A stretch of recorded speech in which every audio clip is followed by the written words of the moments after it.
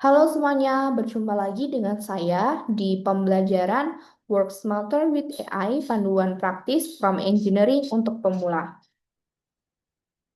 Di modul ketiga ini, kita akan mempelajari mastering prompt engineering, atau mengubah output generik menjadi solusi spesifik dengan formula PCTF.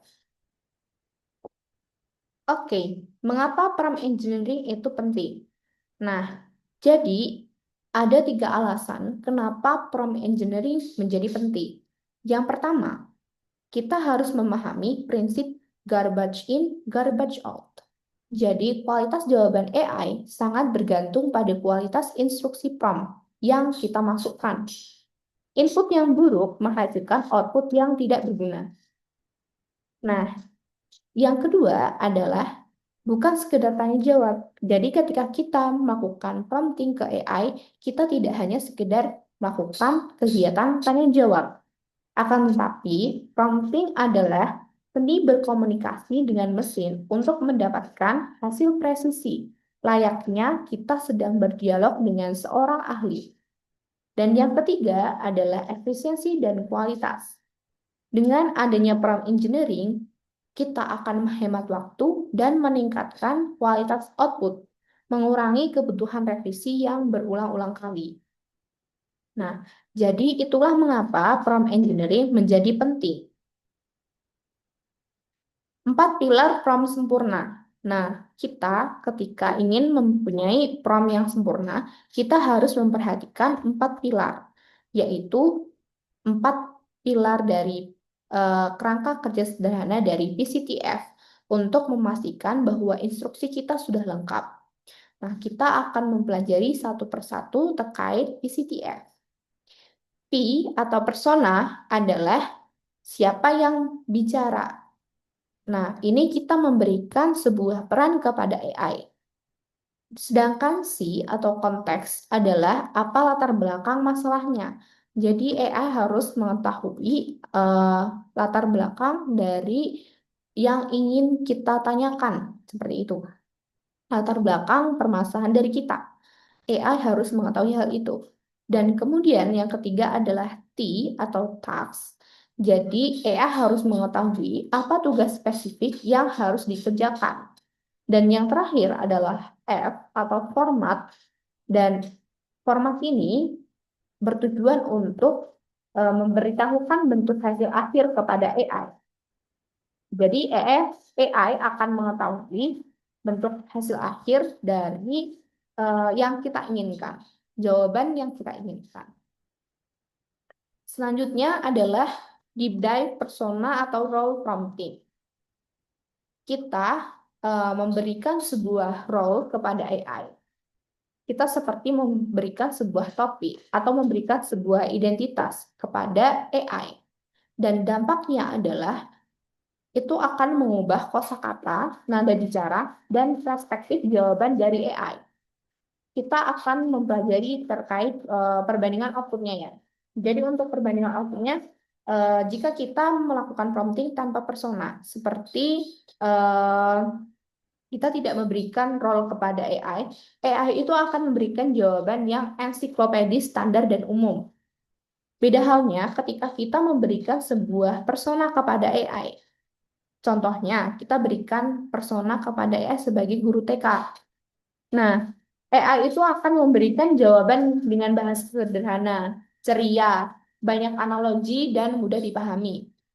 Nah, ketika kita memberikan persona sebagai profesor fisika, AI itu pasti akan memberikan jawaban dengan bahasa teknis, mendalam, dan juga akademis. Nah, itulah fungsinya mengapa kita harus menggunakan teknik teknik persona atau role prompting kepada AI.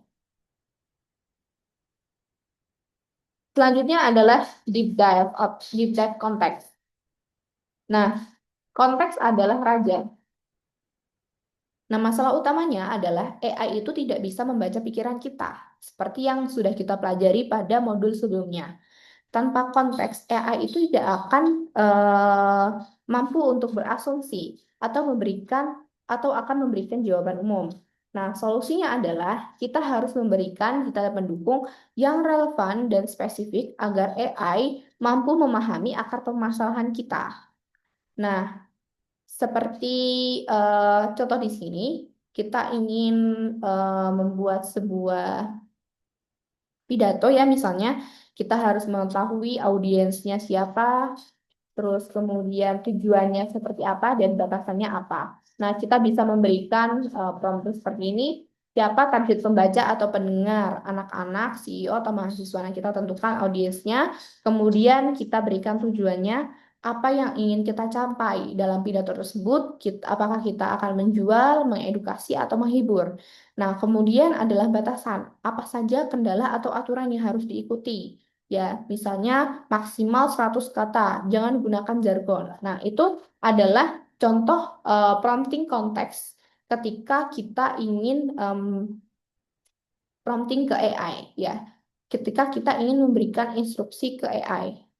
Konteksnya harus menjawab beberapa hal seperti tadi ya, audiens, tujuan, dan batasan.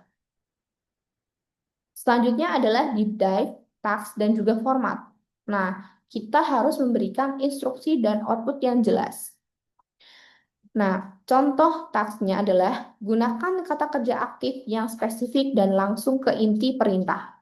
Formatnya adalah visualisasikan hasil akhir yang Anda inginkan agar AI itu dapat menyajikan dengan tepat. Nah, kita harus memvisualisasikan formatnya seperti apa. Dan contoh dari prompting yang buruk adalah seperti ini. Buat ini. Nah, itu adalah prompt yang terlalu ambigu. Dan prompting yang bagus adalah analisis data ini. Tulis ulang paragraf ini. Rangkum poin utama. Nah, itu adalah prompting yang jelas dan juga terarah.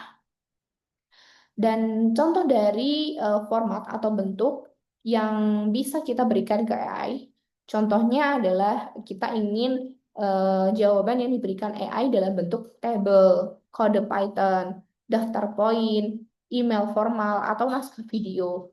Nah, itu kita harus menjelaskan seperti apa format atau bentuk yang kita inginkan dari jawaban AI.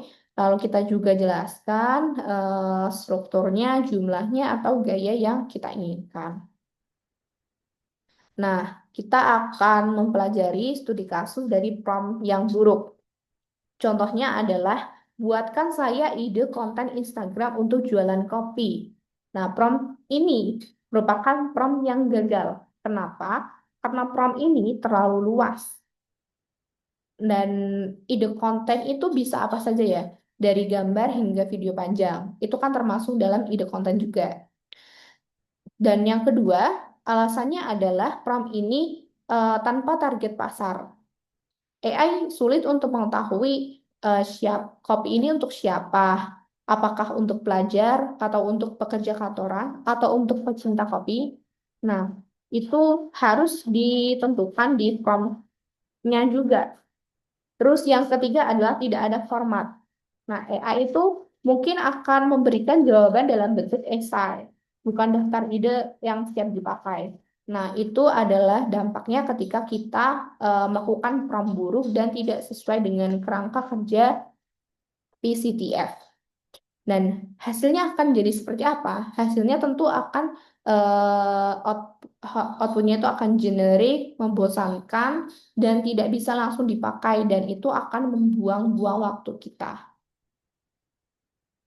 Oke, selanjutnya kita analisis lebih lanjut mengapa prompt tadi tidak efektif. Yang pertama, kita ini di bagian ini kita analisis sesuai dengan kerangka kerja BCTF ya. Yang pertama adalah missing persona. Nah, eh, tidak tahu siapa yang memberi saran, apakah marketer ataukah barista.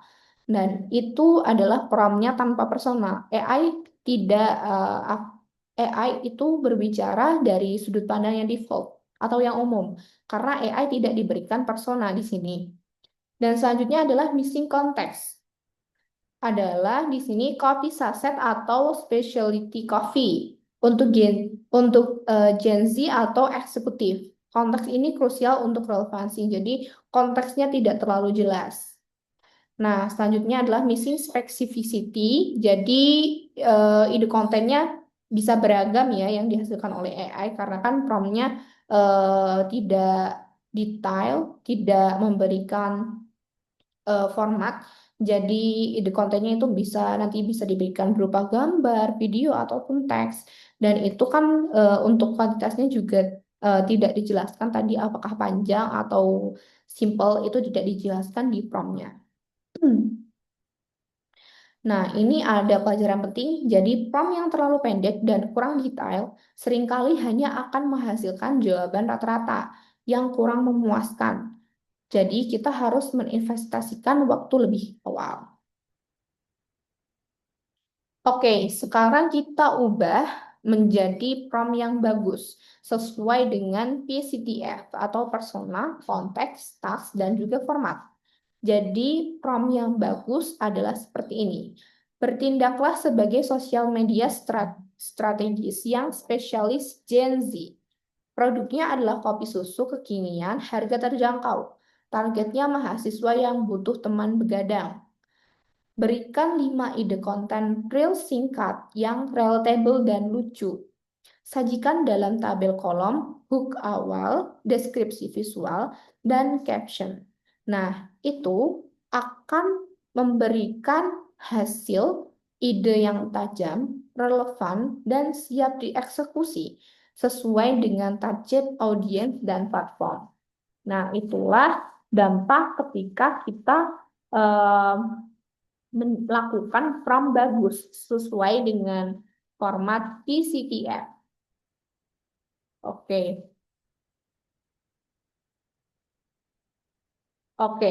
Jadi untuk kesimpulan di modul ketiga adalah eh, kita yang pertama harus memberikan persona yang jelas. Ya, apakah peran AI itu kita sudah tentukan atau belum?